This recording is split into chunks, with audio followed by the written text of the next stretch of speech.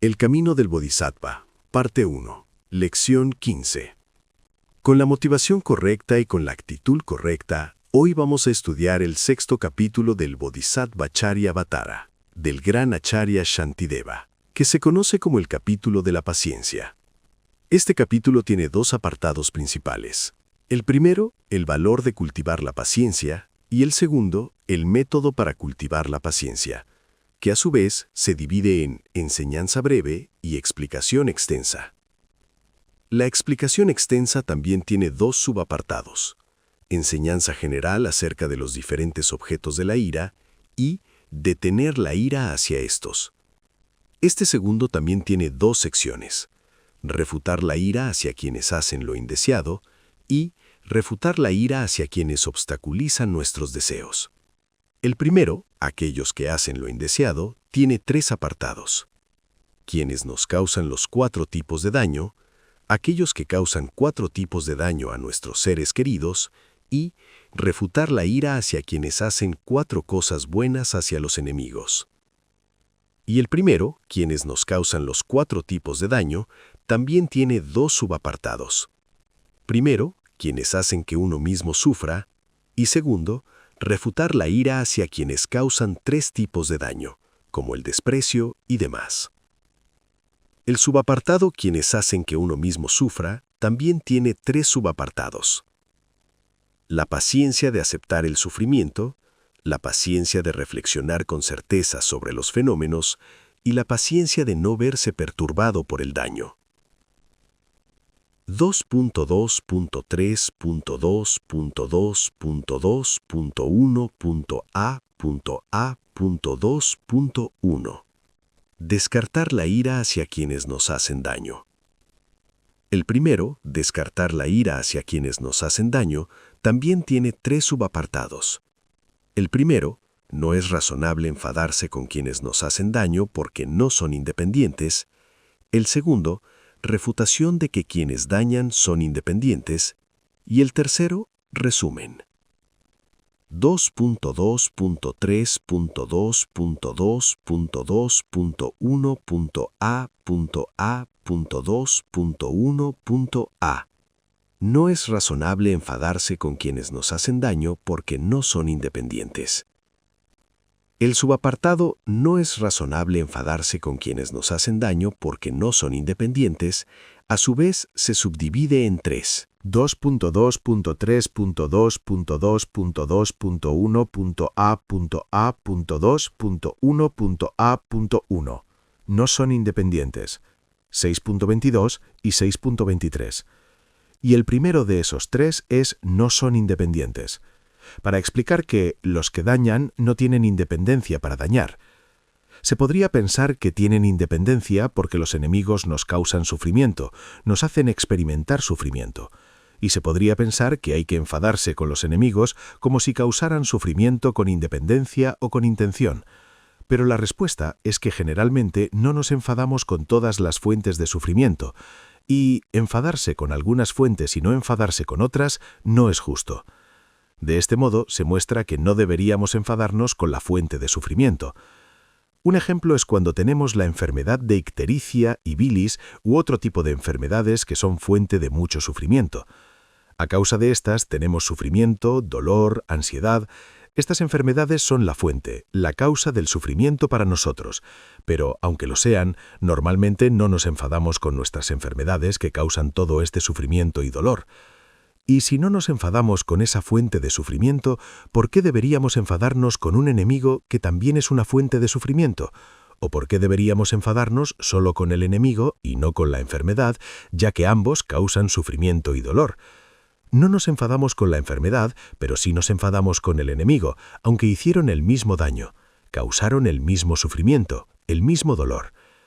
Uno podría pensar que la enfermedad no es independiente, no tiene control sobre dónde causar el sufrimiento ni a quién debería causar sufrimiento, no tiene control.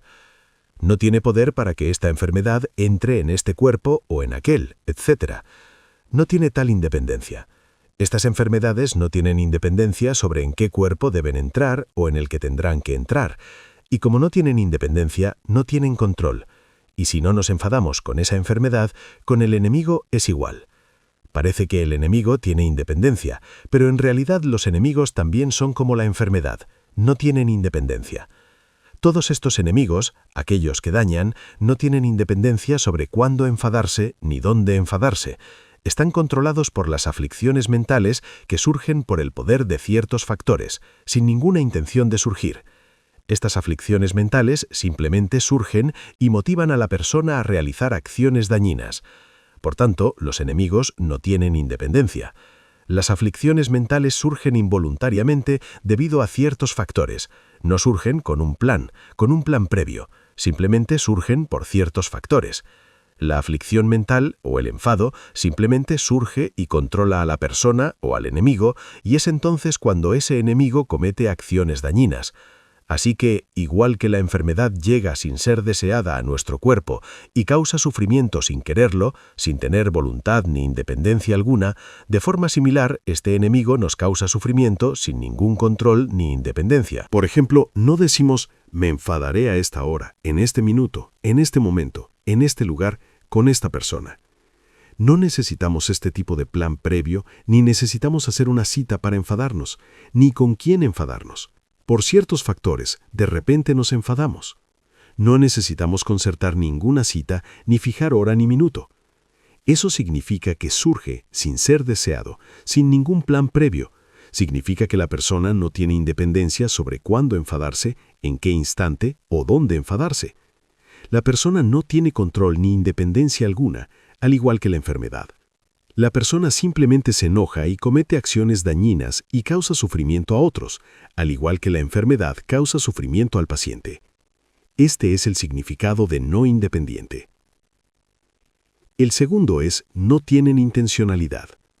Pero entonces uno argumenta que la ictericia, la bilis y otras enfermedades no tienen intención de causar dolor y sufrimiento al paciente, y un enemigo sí tiene intención de infligir daño a los seres sensibles. Es por ello por lo que uno se enfada con el enemigo y no con la enfermedad. Como dije antes, sin ningún plan previo, sin hacer ninguna cita, una persona simplemente se enfada por incidentes menores, por factores menores. A veces para enfadarse no es necesario tener un gran problema ni factores importantes. Solo con incidentes menores uno puede enfadarse, como cuando el tráfico está muy mal. Y aunque no tiene sentido enfadarse por el mal tráfico, a veces uno simplemente se enfada por esa razón. Debido a ciertos factores menores, uno se enfada sin tener intención ni planes previos. Por eso este subapartado dice sin intención, ya que sin ninguna intención, una persona o un enemigo simplemente se enfada, o nosotros simplemente nos enfadamos sin ninguna intención ni planes previos. Tanto la enfermedad como la ictericia, como el enemigo o el enfado de una persona son causas de sufrimiento, y ninguno tiene independencia o voluntad para atacar o causar este sufrimiento. Ninguno tiene intención de dañar o causar sufrimiento. Por lo que tanto la enfermedad como la persona que dañan a otros son iguales, y ninguna de las dos tiene independencia ni intención en este sentido, pues debido a factores menores, uno puede enfadarse de repente. 2.2.3.2.2.1.a.I.1.A.3. Resumen. Ahora el resumen, que también tiene dos subapartados. No son independientes y carecen de intención. 2.2.3.2.2.1.A.I.1.A.3.1. No son independientes. 6.25. Primero el resumen de no son independientes. Todas las aflicciones mentales, y todas las faltas, y todas las acciones no virtuosas que están motivadas por estas aflicciones mentales, todas surgen simplemente debido a ciertos factores, sin independencia. 2.2.3.2.2.1.A.I.1.A.3.2. Carecen de intención. 6.26. Ahora el resumen de carecen de intención. Todas estas faltas no tienen intención de crear este resultado que es el sufrimiento. No tienen intención de causar sufrimiento a otros. Y el resultado tampoco piensa que él mismo, el resultado, haya sido causado por estos factores. Por tanto, se muestra que no hay intención. Normalmente, sin planes ni intención, simplemente nos enfadamos debido a ciertos factores o factores menores, y desde ese punto de vista se dice que no hay intención. 2.2.3.2.2.2.1.a.I.1.b. Refutación de que quienes dañan son independientes. La siguiente es refutación de que quienes dañan son independientes. Este punto también tiene dos subapartados. El primero es refutación conjunta del yo y la sustancia primigenia, y el segundo, refutación específica del yo permanente. 2.2.2.2.2.2.a.I.1.b1 Refutación conjunta del yo y la substancia primigenia. 6.27 y 6.28. Primero, la refutación conjunta del yo y la substancia primigenia. Esto está en las estrofas 6.27 y 6.28. Substancia primigenia es un término especial empleado por los filósofos no budistas. Ellos creen que, como dicen, hay una substancia primigenia. Aquí, como dicen, significa, como dice la escuela no budista, aquello designado como el yo. Este yo no es un yo normal o el yo que utilizan los seres mundanos. Este es un yo que es una especie de imputación por parte de la escuela no budista y tiene características especiales según su propia explicación. No surge de manera deliberada ni piensa, me convertiré. Y los no budistas pueden argumentar diciendo que no todo esto carece de independencia, porque la substancia primigenia y este yo sí son independientes, y que por tanto, esta substancia primigenia independiente y el yo causan sufrimiento a los demás. Están diciendo que hay una substancia primigenia independiente y un yo que causa sufrimiento, así que no es correcto decir que no hay independencia. Pero ahora, para refutar esto, primero, refutación conjunta del yo y la substancia primigenia. Refutar estos dos juntos. La palabra conjunta significa refutar estos dos juntos. Estos dos no pueden aparecer intencionadamente, ni con un plan, ni con intención. No pueden surgir porque estos dos en sí mismos, la substancia primigenia y el yo, no existen en sí. Y si no existen, ¿cómo pueden causar o cómo pueden tener el plan o la intención de causar sufrimiento a otros si ellos mismos no existen? Estos dos no existen en sí, y esta es la razón para refutar estos dos, refutando la visión de la independencia, porque ellos dicen que son independientes debido a estos dos. Sin embargo, esta razón en sí misma no es válida, porque estos dos no existen en sí, son como el hijo de una mujer estéril que nunca ha existido. Y si algo nunca ha existido, ¿cómo puede de forma independiente causar sufrimiento a otros? Porque creen que esta substancia primigenia y el yo, ambos son permanentes e independientes. Pero si lo fueran, no podrían surgir ni cesar, pues algo que surge y cesa no es permanente, significa que está cambiando. Y algo que cambia todo el tiempo no puede ser permanente. Permanente significa algo que nunca cambia, que nunca surge ni cesa. Surge y cesa. Si siempre permanece tal como es sin cambiar, entonces puede llamarse permanente. Pero no hay ni un solo fenómeno que nunca cese o que nunca cambie. Y si es permanente, no puede surgir ni cesar. Y si surge y cesa, aunque se utilice el término permanente, en realidad no es permanente. Es impermanente porque surge y cesa, puesto que algo que surge y cesa significa que siempre está cambiando. Y si está cambiando, significa que no permanece tal como es todo el tiempo. Por esa razón, no se puede decir que la substancia primigenia y el yo son independientes, porque estos dos en sí no existen. Si empleamos razones lógicas, estos dos en sí no existen, porque una substancia permanente e independiente es algo que no se puede encontrar. Si utilizamos razones lógicas, no podemos encontrar tal fenómeno verdaderamente existente. De esta manera se refuta tanto el yo como la substancia primigenia. 2.2.3.2.2.1.a.A.2.I.B.2.1.b.2.1 refutación específica del yo permanente. En segundo lugar, la refutación específica del yo permanente. En el punto anterior se refutaban la sustancia primigenia y el yo, estos dos juntos en común. Y ahora el segundo punto es específicamente la refutación de un yo permanente. El yo permanente es algo que acepta la escuela no budista, y esto también tiene dos subapartados: refutación del yo como el consumidor y refutación del yo como el productor de resultados. 2.2.3.2.2.1.A.2.2.1.B.2.2.1 refutación del yo como el consumidor. 6.28. Primero como consumidor, refutando el yo como consumidor, que corresponde a la estrofa 6.28. Si se piensa que este yo, o el yo permanente, es el disfrutador, se puede refutar esto diciendo que si este yo se aferra a un objeto como un enemigo, entonces debería aferrarse siempre al enemigo todo el tiempo sin cesar porque es permanente. Algo que es permanente significa que una vez se aferra, debería aferrarse siempre, y en este caso aferrarse al enemigo todo el tiempo porque es permanente. Por esta y otras razones, se puede demostrar que el consumidor, el yo en sí mismo, no es permanente, y mediante esto se refuta el yo como consumidor. 2.2.3.2.2.1.A.2A.1. Refutación del yo como el productor de resultados. Ahora el segundo, refutación del yo como el productor de resultados.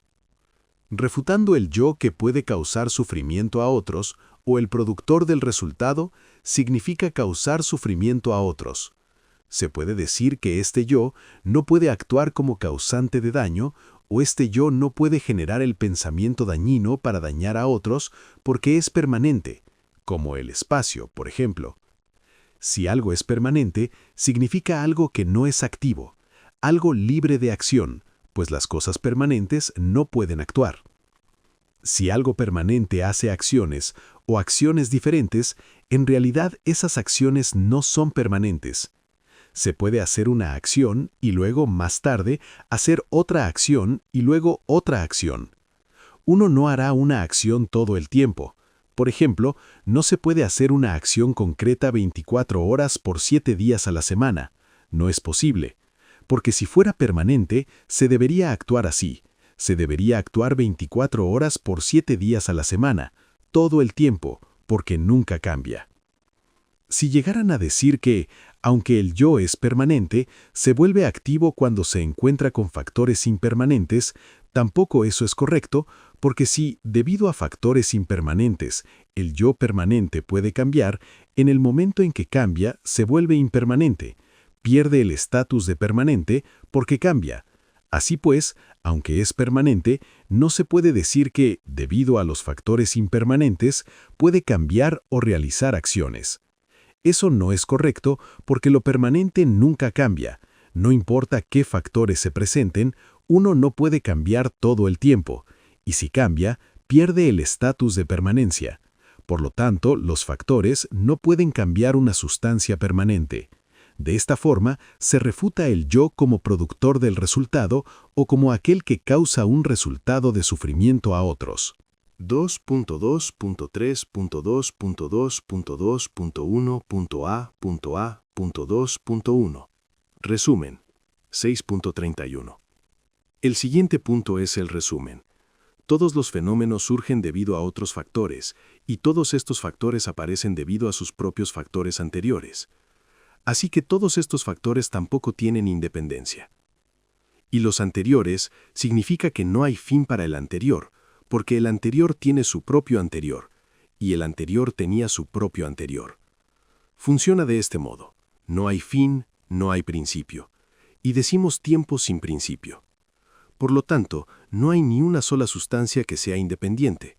Es imposible que la haya. Al tener tal conocimiento o al realizarlo, uno debería pensar que todo carece de naturaleza propia. Todo es como un espectáculo mágico o como un sueño. Con tal percepción, no deberíamos enfadarnos con nadie. Por ejemplo, en un sueño si alguien nos ataca, luego cuando despertamos del sueño no tomamos represalias contra la persona que nos atacó en el sueño, porque sabemos que los sueños no son reales. Y es por eso por lo que cuando despertamos, aunque veamos a la misma persona que vimos en el sueño, no tomamos represalias, no nos enfadamos con esa persona cuando nos encontramos con ella personalmente, porque sabemos que los sueños no son reales, que son falsos. Y de forma similar, este presente. De igual manera, la visión diurna en verdad también es como un sueño, pero en este instante la propensión de nuestra visión diurna es más fuerte y la propensión de nuestra visión de los sueños es más débil. A causa de eso, decimos que los sueños son falsos y las visiones diurnas son reales. Pero realmente, ambas no son reales. Ambas son iguales en cuanto a falsas. Deberíamos pensar que todos los fenómenos son como un sueño o como un espectáculo mágico, o que todos son falsos, no reales. Por esa razón no deberíamos enfadarnos con ningún fenómeno o con ninguna persona. 2.2.3.2.2.2.1.a.2.2. Descartar lo ilógico de ello. 6.32. Lo siguiente es descartar lo ilógico de ello, que significa que si alguien dice, si todo es como un espectáculo mágico, no real, entonces ¿con qué antídoto se puede descartar o se puede negar la ira? Porque descartar la ira tampoco sería válido, ya que tampoco sería real. La respuesta es que en realidad hay dos verdades, la verdad relativa y la verdad última. Y en la verdad relativa existe la ira, existe la persona. Todo esto existe en la verdad relativa, no como verdaderamente existente, sino como un espectáculo mágico, como un sueño. En la verdad relativa, al descartar la ira, cesa el sufrimiento que es causado por la ira. Por lo tanto, hay razones lógicas para descartar la ira. Así que no es ilógico. Hay razones lógicas para descartar la ira en la verdad relativa. 2.2.3.2.2.1.a.2.3. Resumen del tema hasta ahora. 6.33 y 6.34. El siguiente punto es resumen del tema hasta ahora. En este momento, el tema es el segundo tipo de paciencia, la paciencia de reflexionar con certeza sobre los fenómenos. Ahora, el resumen de este tema dice que ya sean enemigos o amigos, sea quien sea que haga cosas inapropiadas o cuando veamos que han hecho cosas inapropiadas, deberíamos pensar que esas cosas inapropiadas no fueron hechas independientemente, que todo esto sucede debido a factores. Y al pensar así, no deberíamos perturbar nuestra mente, no deberíamos sentirnos infelices. Si alguien desea cumplir su propio deseo, significa que nadie desea experimentar sufrimiento. Y de la misma forma que uno no desea experimentar sufrimiento, tampoco todos los demás desean experimentar sufrimiento. En otra enseñanza se dice que tomando a uno mismo como ejemplo, no deberíamos dañar a los demás. Si uno se pone a sí mismo como receptor de la ira ajena, de la acción dañina ajena, entonces ¿cómo se sentirá uno? Se sentirá triste, decepcionado, disgustado, no se sentirá feliz, no se sentirá bien. Tomando esto como ejemplo, de forma similar, si atacamos a otros, los otros también tendrán el mismo sentimiento, igual que uno cuando recibe sufrimiento por parte de otros. Así pues, si deseamos cumplir los deseos de todos los seres, no deberíamos dañar a nadie, no deberíamos enfadarnos con nadie. Quien reciba una acción dañina no se sentirá feliz, y tampoco toda esta ira. No deberíamos enfadarnos en ningún momento, bajo ninguna circunstancia, porque toda esta ira, como otras formas de ira, surge sin independencia, sin planificación previa ni intención, como por ejemplo, pensar que uno va a enfadarse en este instante, en este lugar, etc. Por lo tanto, no deberíamos enfadarnos con ellos. Y además, no deberíamos dañar a nadie. Al hacer esta práctica, no causamos sufrimiento a nadie, y mediante esto podemos cumplir el deseo de los demás. Con esto, el segundo tipo de paciencia, conocido como la paciencia de reflexionar con certeza sobre los fenómenos, ha sido explicado o concluido.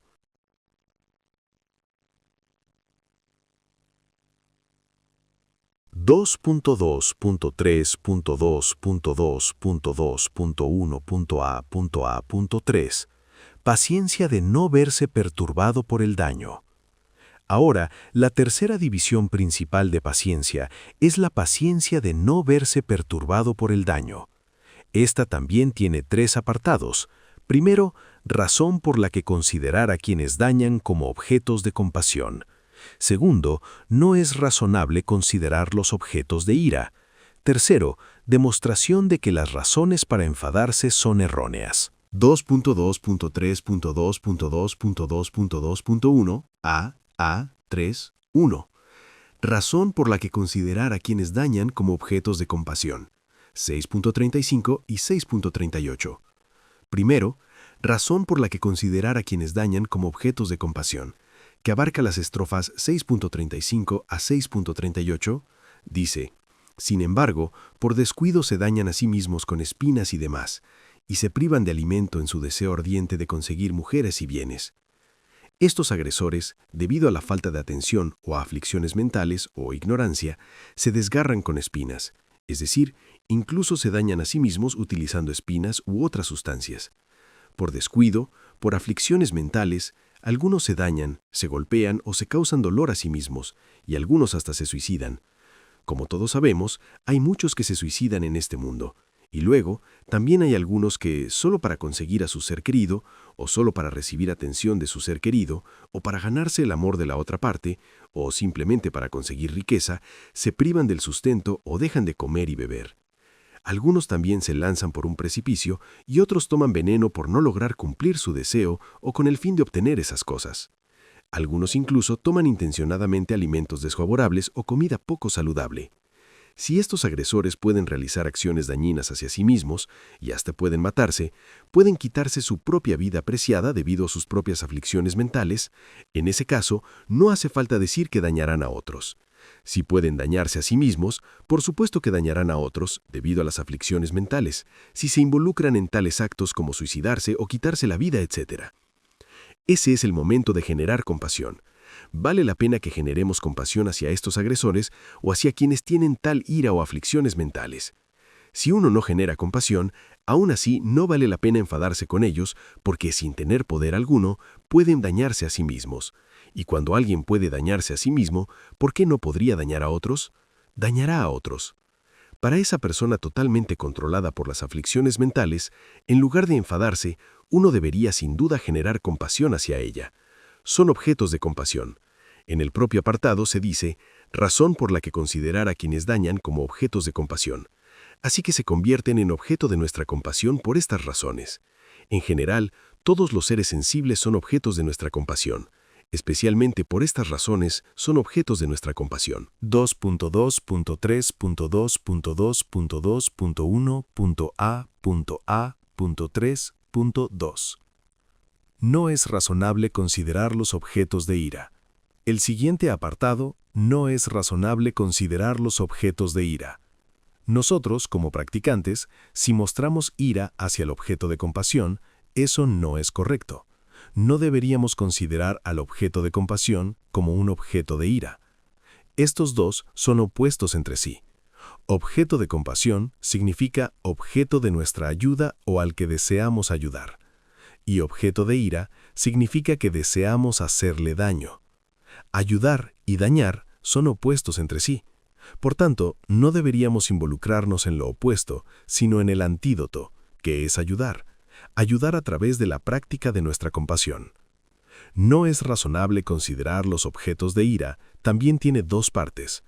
Examinar la naturaleza de quienes dañan y examinar el daño como una falta propia.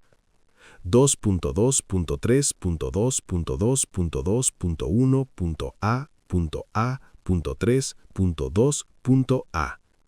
Examinar la naturaleza de quienes dañan. Primero, examinar la naturaleza de quienes dañan, que también tiene 2 partes. 2.2.3.2.2.1.a.3.2.a.I. La esencia de quienes dañan. 6.39 y 6.40. La primera es la esencia. la esencia de quienes dañan o la naturaleza de quienes dañan. Si dañar a otros, o si el acto de dañar es la naturaleza de los seres ordinarios, por esa misma razón uno no debería enfadarse, o no vale la pena enfadarse porque es la naturaleza. No debería enfadarse con la naturaleza. Por ejemplo, quemar es la naturaleza del fuego. Y si nos enfadamos con la naturaleza, también deberíamos enfadarnos con el fuego porque quema. Pero quemar es la naturaleza del fuego. De ahí que generalmente no nos enfadamos con el fuego porque queme. Si piensas que normalmente los seres son pacíficos y que estos pensamientos dañinos son accidentales o temporales, entonces tampoco por ello, como es temporal, como no es naturaleza, por esa razón tampoco deberíamos enfadarnos. Si nos enfadamos con estos factores temporales, es como si al espacio o al cielo azul le cubriera de repente humo. En ese caso, no nos sentiríamos enfadados, porque si nos enfadamos con los factores temporales, también deberíamos enfadarnos con el humo que cubre el cielo azul, pero habitualmente no nos enfadamos con el humo ni con las nubes que cubren el cielo azul porque son temporales. De forma similar, aunque los seres son pacíficos, si la ira es temporal, por esa razón en sí uno no debería enfadarse, al igual que uno no se enfada con el humo o con las nubes que cubren repentinamente el cielo azul, el cielo bonito y despejado. 2.2.2.2.2.1.a.2.a.2. Examinar el modo en que se produce el daño. 6.41. La segunda parte es examinar el modo en que se produce el daño. El enemigo utiliza palos, armas para dañar a uno mismo y la causa real del daño son esos palos o esas armas que tocan nuestro cuerpo. Cuando tocan nuestro cuerpo nos causan dolor físico y sufrimiento mental. Por lo tanto, la causa real en verdad no es la persona, son los palos o las armas que tocan nuestro cuerpo. Cuando tocan nuestro cuerpo con fuerza nos causan dolor. Así que el agresor real, el verdadero agresor, son esos palos o armas. Por eso si uno se enfada con el agresor, entonces debería enfadarse con el palo o con las armas, porque ellos son los verdaderos agresores. Cuando este tipo de armas tocan nuestro cuerpo, nos causan dolor. Ellas son el verdadero agresor. Y la persona o el cuerpo del enemigo no toca nuestro cuerpo. Entre el enemigo y uno mismo está ese palo o las armas que tocan nuestro cuerpo y causan dolor. Y uno podría pensar, aunque el verdadero agresor sea el palo o las armas, los utiliza o están controlados por la persona o el enemigo. Por esa razón, uno debería enfadarse con la persona o el enemigo, aunque el dolor real lo cause el palo o las armas, pero están controlados por el enemigo. Por consiguiente, uno debería enfadarse con el enemigo. Pero si pensamos que deberíamos enfadarnos con quien controla esas armas por el hecho de controlarlas, entonces no deberíamos enfadarnos con la persona porque también está controlada por la ira. La persona misma no tiene control, no tiene independencia ya que está controlada por la ira o por una aflicción mental. Por lo tanto, si realmente queremos enfadarnos, deberíamos enfadarnos con su ira y no con la persona porque está controlada por la ira. Uno dice que no se enfada con el palo porque está controlado por una persona. De la misma manera, utilizando la misma razón lógica, no deberíamos enfadarnos con la persona porque ella está controlada por la ira. Y si necesitamos enfadarnos con la ira de la persona. Así, esto nos ayuda a controlar nuestra ira o a controlar mostrar ira a los demás. 2.2.3.2.2.1.a.I.2.b. Examinar el daño como una falta propia. Ahora, el siguiente. Examinar el daño como una falta propia. Este también tiene 3. Haber dañado previamente a otros, el propio cuerpo, y mostrar que es una falta del karma. 2.2.3.2.2.1.a.I.2.b.I. Haber dañado previamente a otros. Primero, haber dañado previamente a otros. Uno recibe acciones dañinas de otros porque éstas son el resultado de nuestro propio mal karma que hemos hecho antes, lo cual significa que uno mismo ha dañado a otros antes o en vidas anteriores, y ahora, como consecuencia de nuestro propio mal karma pasado, estamos recibiendo este tipo de ataques de otros. Esto es como recibir la retribución o el resultado de nuestro propio karma. Este es el resultado maduro de nuestro propio karma. Recibir ataques de otros es el resultado maduro de nuestro propio mal karma del pasado que hemos cometido en tiempos anteriores de esta vida o en vidas pasadas. 2.2.3.2.2.2.1.a.a.3.2.b.2. El propio cuerpo. 6.43 y 6.44. Ahora el segundo, el propio cuerpo. Se dice que las armas del enemigo y el propio cuerpo, ambos son la causa de los propios cortes, de las propias heridas o dolores, porque los enemigos emplean las armas y nosotros utilizamos nuestro cuerpo. Cuando estos dos se encuentran, cuando las armas y el cuerpo se encuentran, cortan nuestro cuerpo y causan dolor o herida. Si no tuviéramos cuerpo, solo con el arma no se podría cortar, ya que para cortar, para causar la herida, se necesitan ambos. Un solo lado no puede causar tal herida. Por ejemplo, una mano no puede aplaudir. Para aplaudir necesitas ambas. Así que ambas manos, la derecha y la izquierda, son la causa del aplauso. Si falta una, si solo hay una mano, no hay causa de aplauso. No podemos aplaudir. Para aplaudir necesitamos ambas manos, y ambas son la causa del aplauso. Y cuando estas dos manos se tocan con fuerza, se produce el sonido del aplauso.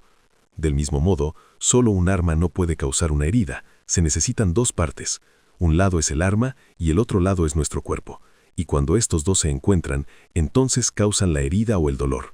Por lo tanto, el arma y nuestro cuerpo, ambos son la causa de nuestra herida o nuestro dolor, así como ambas manos, derecha e izquierda, son la causa del aplauso. Si nos enfadamos con una de las causas y no con la otra, no es justo. Tanto nuestro cuerpo como sus armas son la causa de la herida. Y aunque ambos sean la causa, no nos enfadamos con nuestro propio cuerpo, que también es la causa del daño. Solo nos enfadamos con la otra causa, y eso no es correcto, porque ambas partes causan el mismo dolor. Una sola no puede causar dolor o daño, y con el mismo razonamiento, así como no nos enfadamos con nuestro cuerpo, que es la causa de nuestro propio dolor, de manera similar, tampoco deberíamos enfadarnos con las armas de los demás, que también causan dolor, porque en realidad el dolor es causado por ambos, no solo por las armas. También en la estrofa siguiente, 6.44, dice: si por un apego ciego me aferro a esta forma humana que es como una llaga, que no soporta el dolor ni de ser meramente tocada, ¿con quién debo enfadarme cuando siento dolor? Así pues, no deberíamos enfadarnos. No merece la pena. No hay ninguna razón lógica para enfadarse con los demás. Deberíamos utilizar estas razones lógicas para controlar nuestra ira. 2.2.3.2.2.1.a.3.2.b.3. Mostrar que es una falta del karma. 6.45 y 6.46. Ahora el siguiente, mostrar que es una falta del karma, que son las estrofas 6.45 y 6.46. Como seres pueriles, no queremos sufrir, pero codiciamos sus causas. ¿Por qué nos enfadamos con otros si somos nosotros los que nos dañamos con nuestras propias faltas? En realidad, la palabra chipa a veces significa niños y a veces significa seres ordinarios. Tal vez aquí, tal vez no se refiera a niños, sino a seres ordinarios o mundanos. En todo caso, como seres ordinarios que no desean obtener ni experimentar sufrimiento, pero tienen un fuerte apego a la causa del sufrimiento, es decir, a las malas acciones, uno tiene adicción a cometer malas acciones y además tiene apego al cuerpo. Debido a estas dos cosas, ha cometido malas acciones y tiene apego al cuerpo porque ha hecho estas dos cosas. Como resultado de esto, recibirá un acto dañino de otros. Por lo tanto, no se debería mostrar ira a los demás, porque esto es el resultado del propio karma, de las propias acciones. Por ejemplo, en los reinos infernales, uno está atormentado por el sufrimiento y es atacado ferozmente por los mensajeros de los reinos infernales. Y todo este sufrimiento inconcebible que experimenta en los reinos inferiores es de hecho el resultado del propio karma, del propio mal karma. Así como esto, en nuestra vida humana, cualquier acto dañino que uno reciba, todo es resultado del propio mal karma previo. En consecuencia, no merece la pena enfadarse con los demás. Uno debería pensar que esto es el resultado maduro del propio karma. 2.2.3.2.2.1.a.3.3. Demostración de que las razones para enfadarse son erróneas. Del 6.47 al 6.51. Ahora, el siguiente apartado es demostración de que las razones para enfadarse son erróneas, que va de la estrofa número 6.47 a la 6.51. Uno mismo recibe todo esto. Uno mismo afronta todo este daño debido a su propio karma anterior.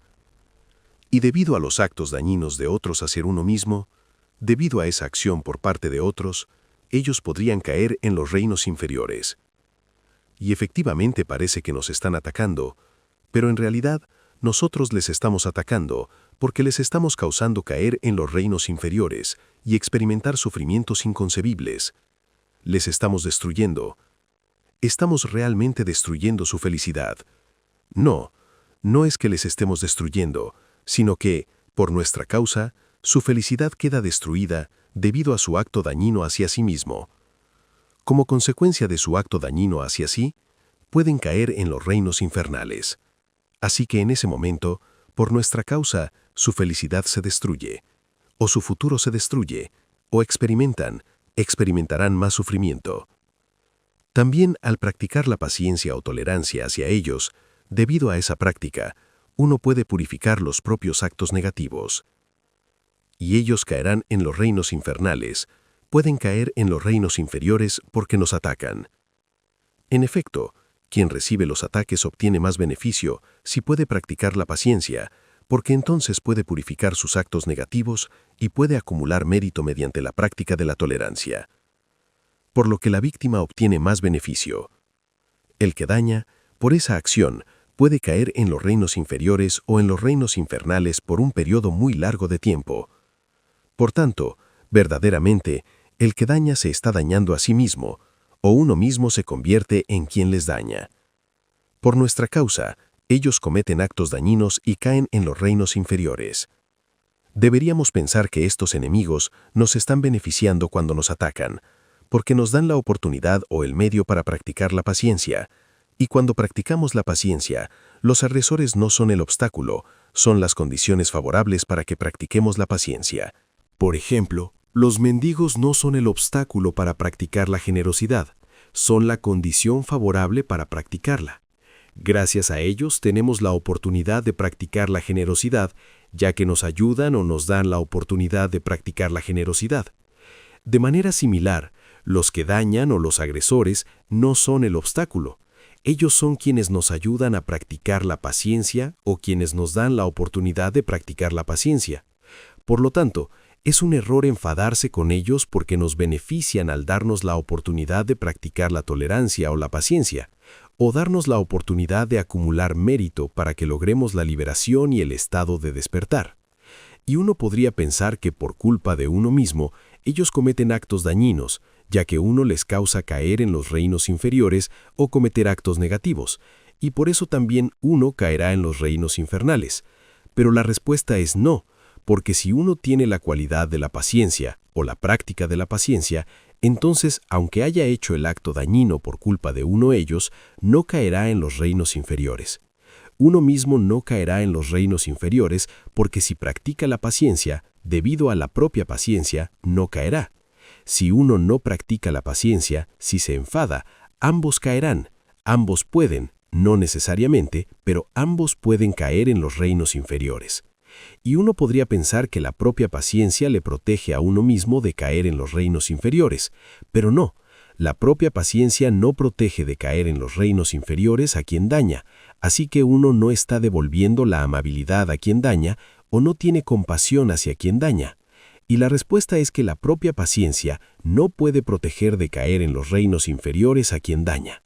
Sin la práctica de la paciencia, uno no puede protegerse a sí mismo, pero si responde devolviendo el enfado, entonces se incrementa también su negatividad y además, debido a eso, no puede protegerse. Y también debido a esto se daña la propia práctica del bodhisattva. Por lo tanto, la más excelente ascética, práctica de austeridad, es practicar la paciencia. Y con esto concluyo la sesión de esta mañana. Ahora hacemos la dedicatoria.